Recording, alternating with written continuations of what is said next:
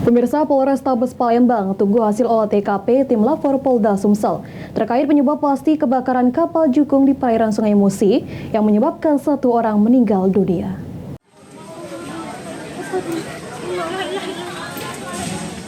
Meledaknya kapal Jukung pengangkut bahan bakar minyak atau BBM di perairan Sungai Musi pada Senin malam yang membuat heboh warga pinggiran Sungai Musi di sekitaran 4 Ulu sampai 13 Ulu Palembang. Yang menyebabkan 4 orang yang berada di kapal menjadi korban ledakan. 1 orang yakni Askolani sebagai pengemudi meninggal dunia. Dan 2 orang yakni Dedi dan Krisna dibawa ke rumah sakit Akagani Palembang. Sedangkan 1 orang lagi bernama Endut masih dalam proses pencarian.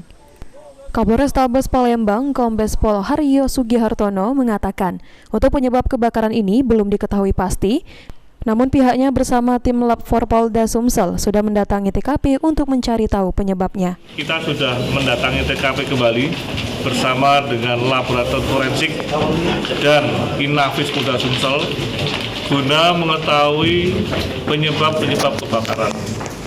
Tentunya dengan tim ahli dari Lab Forensik dan Inafis Polda Sumatera Selatan hadir di TKP akan menganalisa dan melihat terhadap tentang sumber api maupun bentuk-bentuk dentuman berasal apakah dari SPBB-nya atau dari kapal yang meledak.